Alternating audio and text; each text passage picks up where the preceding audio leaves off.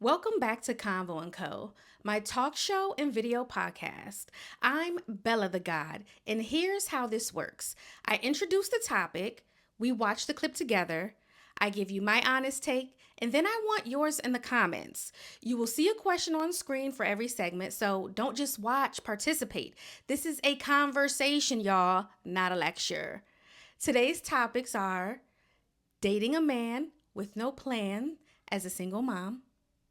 What is wifey material? Life provisions given to women, and men only have the table that they offer. Let's get into it. Men are so embarrassing. So I was supposed to have a second date just now in like 5 minutes from now with this guy that I went on a first date with back in November. Dropped my child off for, childcare purposes. And I have this cute dress on. So adorable. Look adorable. And he's like, you still want to go to that one Italian restaurant with me, or did you want to go to tacos? I call this man, I'm like, you are testing my patience. He's like, why? I'm in the shower. And I was like, okay, call me when you're done with your shower. He calls me and he's like, I'm so sorry, like I had that brunch earlier today. And I was like, I just really don't feel valued right now. I don't think that you're understanding. I had a plan for childcare and all of this. And I was like, do you even know if we need reservations for the restaurant? And he was like, no. And I was like, okay, so you don't know if they even have a reservation available tonight. I was like, you know what? I just don't think that we're a good match. And I think that when there's a woman that you really care about, that you like, you will make time and effort and you'll make it happen. And I was like, there's no hard feelings. If you want to still follow me on Instagram, whatever, but I'm not going out with you tonight. Have a good night, get some rest, get some sleep, whatever. I called the restaurant as soon as I got off the phone with him. They were fully booked. Do you know how embarrassed I would have been if I had showed up looking all cute? I would have been so embarrassed. I'm so embarrassed right now. I don't even know if I'm going to post this. But men are so embarrassing. Baby, let's dissect this video because there's so many moving parts with what she's talking about. She's talking about being dressed up for this date. Now, she's dressed up to go to an Italian restaurant that this gentleman suggested. He's not even trying to get dressed for the date. He wants to go somewhere totally different. That's red flag number one. There's so many red flags in this one conversation, okay? That's one. Two, we're going to circle back to that as well. Two, he did not make reservations. We are living in a time where you cannot just go out and not have reservations when you're specifically going on a date. Having reservations shows that you already thought about what was going on. You wanted to make sure that this space, this table, this time was dedicated to you all. And I remember going on a date with this guy. And he had been wanting to take me out for a while. And if you know anything about the DC area, you go into Union Market, there's a steakhouse in Union Market. And I drive from my house to his house and we catch an Uber to the place because I live in Maryland. So it was best to do that. Okay. Setting the scene for you guys, setting the scene for you.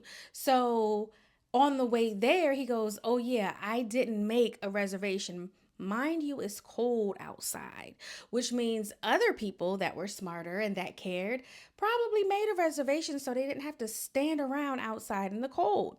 So we get there and he goes inside to check and it is a 2-hour wait. Now, I didn't even want to go to this restaurant anyway because I already had been there. So I suggest another restaurant, which he has to call another Uber or Lyft, whatever rideshare service, and get us to that place. Now, it was pretty empty in there. And on the way there, guess what I did? I made reservations to make sure that we had a table when we got there. It's as simple as an app. These gentlemen know how to work their phones. They know how to play the games. They know how to bet. They know how to trade. They know how to do all of these other things. But when it comes to a woman that they're supposedly interested in, all of a sudden it's that's literally what it is. Moving forward to another point that she's talking about, getting childcare as a single mom. Getting childcare as a single mom to go out on a date. For me to schedule with my village, whoever that is, even if it's their dad, to schedule that time off to get them to where they need to be. 9 times out of 10, if you're asking someone to watch your child, you are dropping your child off to them and you have to pick them back up. So you have to schedule the time around getting ready to drop a child off, and who knows how far that is, who knows what time or what traffic is looking like, to factor that in, to get them there and to either go home and get dressed or already be dressed, which means you already started getting dressed prior to making sure that the little person is put together to get them where they need to go. And 9 times out of 10, wherever you take the child, the date's location is nowhere near there. 9 times out of 10. Ask me how I know, right? The effort that women put into a 2-3 hour date, the hours that single moms put into these dates are being taken for granted, and men are not understanding the sacrifice that goes into that just to get to them. So when you sit down on a date and they're asking you trivial questions, when they're saying stupid things, when they're not paying attention, it's like, babe, I've already prepared myself for 4 hours before this date. Let's just say 2 to get ready, 1 to drop the kid off, and some time to get to the date, right?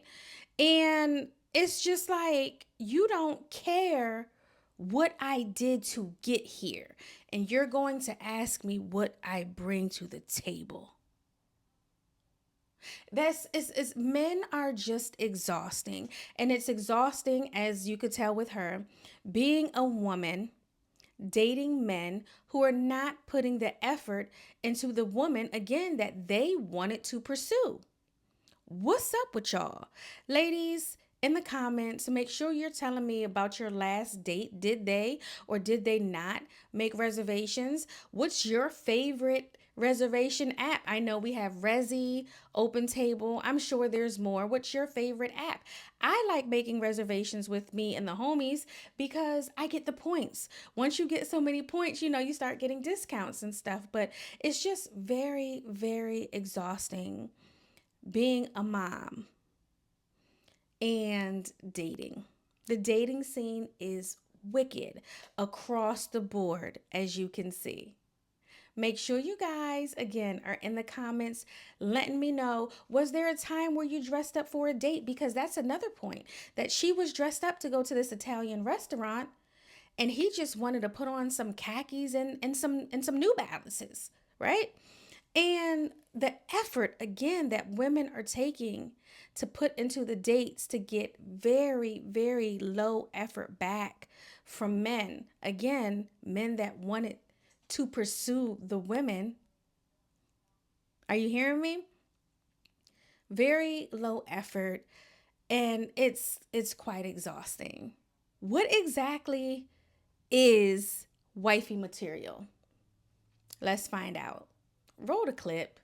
On Threads, someone made a post and said, "Men, how do you tell if a woman is wifey material?" And this guy responded back and said that, of course, you have to be attractive physically, emotionally, and mentally. However, unless that man is looking for a wife, he's never going to see you as wifey material. And I sit here and think about how many men I've been a good woman to, but I'm still unmarried. And it's like, that's what the issue is. Like, in order for a man to find you as a wife, he has to be looking for one. The Bible even says, he who finds a wife findeth a good thing and obtain favor from the Lord. So if he's not looking for a wife, it doesn't matter who you are, how you look, nothing. Doesn't matter how you pour into him. You're not going to be his wife because he isn't looking for one. I'm gonna say this as nicely as I can. What the fuck is wifey material? Let's be fucking for real here. When I see women start quoting the Bible, I know that they're lost. And also men know that you're lost as well. They know that you're someone that can be controlled in theory, literally, because you're quoting the Bible, which if you've been here, there's a way to live. There's also a way to be conditioned and controlled. Women that have to 100% be this good woman. I don't have sex. I'm a virgin. I can count on one hand how many people I've dated. This whole goody two shoes persona gets you nowhere. It gets you nowhere with people that are born naturally liars and manipulative. It does not matter how good you are to a man. When he decides or something clicks, or all of his buddies start getting married, that's when he's ready. You might just be the luck of the draw. He might just be out one day and say, "You know what? It's time. It's time." Because that's how men think. Like dodo birds. It's very empty. I want women to start loving themselves more. I want women to look at themselves more than wifey material. Why do you think because you were doing what people quote unquote deem wife things? Oh, I washed his clothes, I cooked his food, I did this. Baby, I see that as slave things, indentured servant things, as maid things. You're taking on all these different roles in his life. What was he doing before you got there? How were his drawers being washed before you got there? So when you sit on the internet and you talk about, I was doing all of the wifey things and he didn't choose me no matter how good of a woman I was to him. You weren't his woman, and that's why. Because what happens is he'll break up with you and realize, you want to know what? I don't want to wash my dishes. I don't want to wash my drawers. I don't want to do anything. And the next woman that comes along, that's why she's the lucky one, because she was the dummy that was doing the things after you. It had nothing to do with luck, babe. You didn't want to do it anymore. He decided to get somebody else that was going to do it. He said, I'm not going to have anybody leave me again to fend for myself, to cook my own food, to wash my own drawers, to clean my toilets. That's all that it was. There's no such thing as being a good enough woman for a man to select you. Okay? I want you women to back away from the church. I want you women to back away from the Bible. And I want you to learn independence. You have to understand that you have to tell that man he is just here to accompany you through life. What he brings, cool. But when you leave, it doesn't take away from my life. Hello? What is wifey material? How do you get that? By loving yourself and living your life. You already know that. What is wifey material? My best friend. My friend that's going to take me to get my feet. That's wifey material. You see what I'm saying? So I'm just joking around right there. But what is wifey material? My female friends pour into their relationships with their other female friends so much more than I see men pour into someone that they are dating, that they are having sex with, that they are using as a therapist. What is wifey material?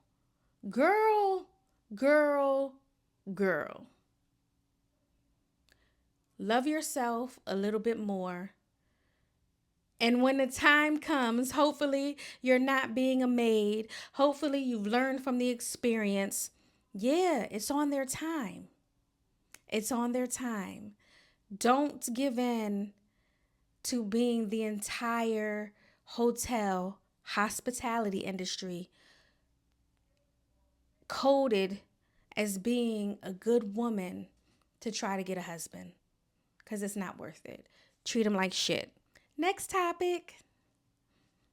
Women are taught to live provisional lives. We're essentially taught to live lives that are flexible for others, right? Well, don't buy a house yet because you might get a husband and he might not want that house. Who gives a fuck about that man if he ever comes? Well, you're getting older and you're looking for a new car. You might as well get an SUV or something, so that's more family friendly for a family that you might have or might not. We're taught to never fully commit to ourselves. And those are just some very basic examples, but I could go on about the ways that we're taught how to provide. Like, women are the providers. Men love to say the providers. No, women are the providers. And there are things we can do to exit that lifestyle. And as long as you keep living in that provisional, that very contingent, hypothetical lifestyle, you're never going to live fully. You're never going to live the life that you want, which is why we have to embrace autonomy. We have to take control of our lives without the input of others, without an advisory board. Babe, you are not a foundation. Okay, you do not need a board of directors to make a decision. Okay, but instead, we have to focus on building lives that are secure, building lives that relationships can add to, not the foundation of our life being a relationship, right? We cannot build our life on the expectation of a husband. We can't build our life on the expectation of home ownership with a man, right? Or in conjunction with a man. We can't keep attaching ourselves to these make-believe scenario A, scenario B lifestyles. Again, I'm not saying ditch all men if you don't want to ditch all men, but what I am saying is that if you ever have a man in your life should not change. I should not be able to look at your life and say, damn, yeah, she got a man now. Because your actions and your lifestyle have significantly flipped, right? You went from, if you remember the cassettes, you got side A and side B. We can't have that. You have to practice self-governance. Learn how to live fully now. Learn how to stop waiting. Stop waiting for this. Stop anticipating or calculating. Okay, if I get married now, I can have this then, and then these amount of years. You don't have to do that. Focus on your self-sufficiency. Focus on the now, because you keep waiting for a life that may never come, and you will, in fact, live a life that never took off. I told you. This young lady is frustrated with the fact that the older women in her life are talking about not living a life just in case a man is to add himself to her life.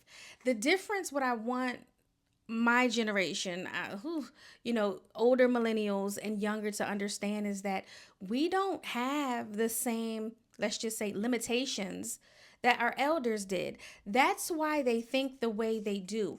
Is there something wrong with the way that they think? Wrong is not the correct word, but the question will always be, is there something wrong with the way that people think? The elders think. Now, when you get into it, and I want to say it was 1965 was when women could get their first bank account. My mother was born in 1963. Okay? She is not the first generation of women that could get their own bank account because she was born before that.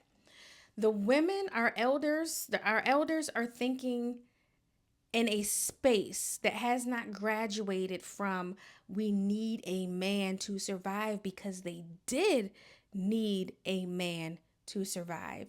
They don't understand our freedom because they never had it. They don't understand our passion to have our own and not be unhappy like them, because they've never had the happiness. They've never had that freedom. How many women do we know that have been married for 15, 20, 25, 30, 45, 50 years? And when their partner dies, what is the first thing that, no, I'm not getting married again. No. Why is that? They're tired. They don't want the burden of having to cater to another human. Why are there provisions on, don't go get that house, girl? Girl, fuck that man and fuck them kids. Them imaginary family members, I don't know them. I need to be able to have what I want when I want it, because I want it, without having to think about hypothetical relationships and hypothetical children. Why is that? It doesn't make it wrong, but what starts to happen is there are elders that don't think that they can be taught new ways. There are conversations that need to be had amongst family members. Bring back ladies' night at home with the family members, having real conversations. It doesn't even necessarily have to be only ladies. Bring it back. The card parties, the potlucks, bring it back. Let's have the conversations off of the mics within our families to understand why the women think the way that they do. They put these limitations and provisions on us because, one, they did not have the right to do so like we have to do so. We fight for everything that we have and that we want to maintain, to keep. They don't understand that because they were allowed to get beat. They were not allowed to vote. They were not allowed to have businesses. Go Google when it was legal for women to have their own businesses. So when you start thinking about these short terms, these short years, these 50, decades, these 60 decades, just 60. We know a lot of people that are 60. The laws that were passed for women to be able to just live on earth as a human with human rights ties into the patriarchal, right, society of putting limitations on what. Don't go get that house. I'm gonna go get the house and 4 more. Don't go do X, Y, and Z. But are you telling that man to wait for his wife? Because it could go both ways. You could say, well, he's supposed to have X, Y, and Z. But the men, as we see, are not leveling up like the women. The conversations need to be had. The elders, there's sometimes you're going to have to argue with old people because they just don't get it. Ask me how I know. I argue with my grandmother all the time. She's not talking to me right now because I set boundaries. And we go back and forth with this because what she doesn't realize is that she's a very strong-willed woman and she raised a very strong-willed woman. But what she doesn't like is when it's flipped on her. The conversations on my end are being had and it's not easy. It's not easy. But they have to be had and people have to learn how to respect you. A lot of people love to still treat you as if you are 7, 8, 9, 10, 15 years old, not realizing that you done been through some shit. And you're the one maintaining your life. Provisions on my life. Don't put your fears onto me. That's what it seems as though the provisions are from the older women in our lives. Put what provisions in the comments that some of your family has put on you as a woman, right? Tell some facts about your family and what the women have gone through to get where they are, right? Make sure you're partaking. And even if you don't agree with what I'm saying, put it in the comments. It matters. That's how we keep this show going. I find a very interesting clip. I bring it to you. I discuss my opinion, my take, and I need that from you guys. I can't wait till we take this show live, but we'll talk more about that later because we are going into our next topic.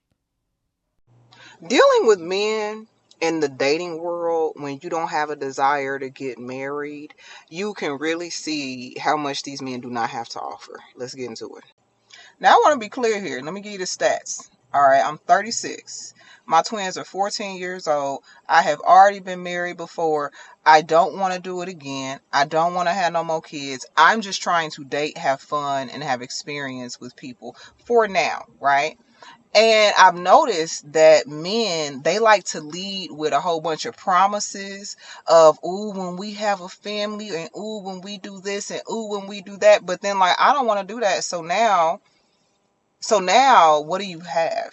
Right? What can you present to me now? Like, I can recognize now that I got caught up in the past, right? With men, with relationships, people that wasn't aligned with me because they were promising me something that I wanted, which was marriage, which was love, which is security. I got my own coins. I got my own money. I got my own house. There ain't nothing that you can give me, right, that I cannot give myself. So then when you don't have nothing and you just sit up there looking stupid, niggas can't plan no experiences. They don't know how to date. They don't know how to have fun. Like, they just don't know how to do it. They just don't know how to do it. So remember this, right?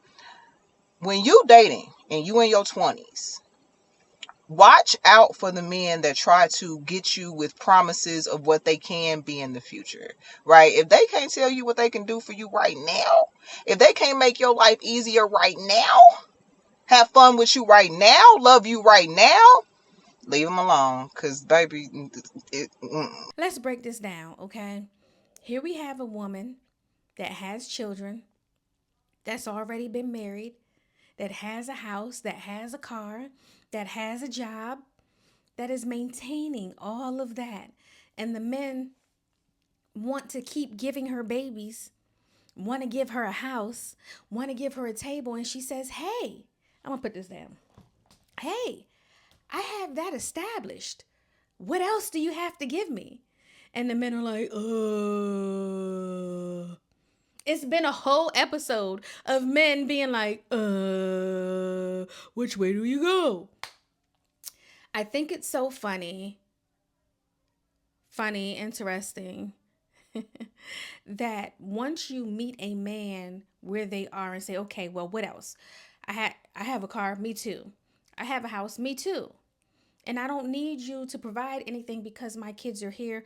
They're safe. You don't have to raise them. They have a daddy. What else you got? I got a table. Me too. What else you got? And they don't have anything after that because they never had to have a personality. They never had to find themselves. They never went out and found things that interested them, really, that they could do with a partner.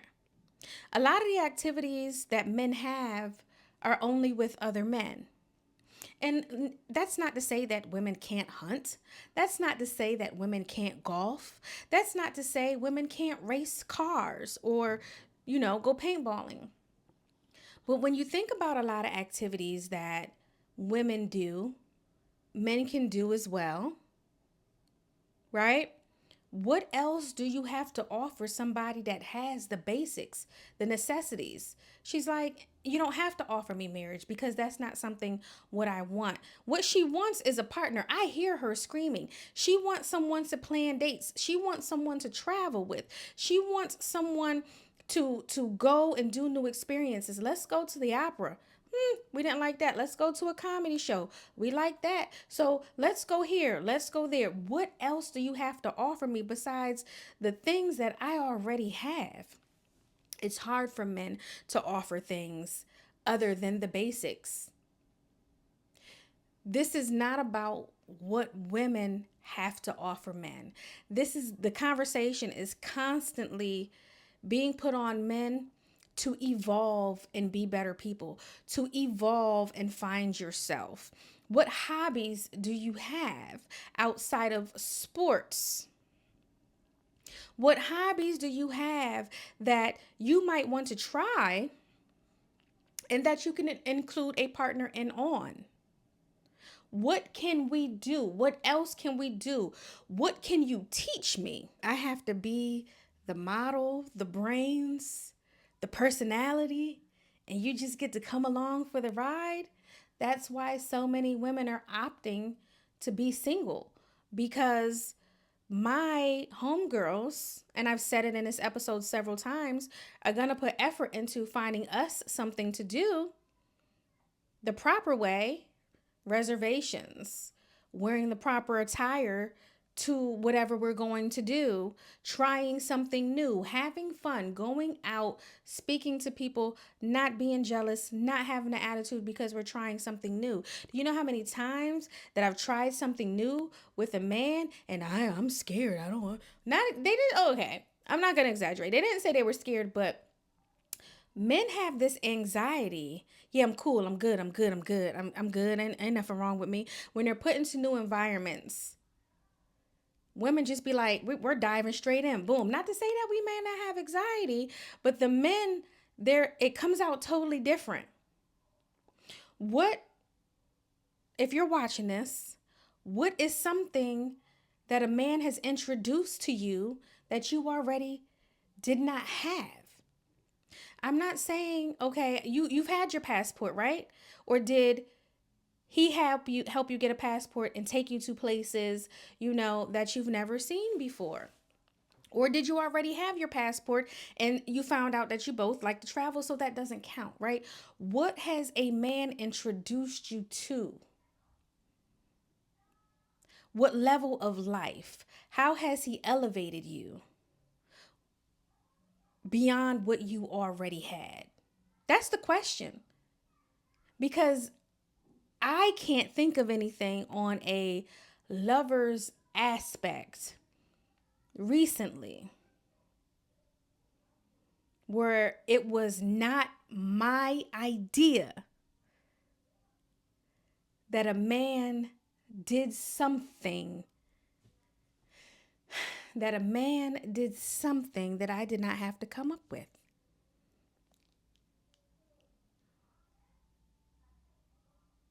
Now I'm really trying to think. I will say I remember a man buying me a car. I do remember that. And that was so long ago. So long ago. But he got me the car because when he was driving my car, someone drunk rear-ended us and totaled that car. So he replaced my car, okay? But that's one of the biggest things that I remember because I was down. He didn't have to buy me a car, but I still had one. So as I sit here and I try to think, out of all the experiences that I've had, out of the places that I traveled, whose idea was it? Who did that? I did that. That shit was me. Going to like I said, it's not just about a comedy show. I'm just referencing back, smaller things. What else can you show me? And they say, I had this table. And you're like, okay, great. What else? I got a table. And you're like, well, I got a table too. And it's like, but this is my table. And she's like, well, I have a table too. Right? It gets funny. It gets really funny out here about what these men don't contribute to. They're not evolving. They're not evolving at all. If you guys enjoyed this episode, please, please, please make sure you like, share, subscribe, and drop your comments into the comment section, letting me know your opinions on everything that we discussed today. I will see you guys next week for another episode of Convo & Co. It's your girl, Bella. Until next time.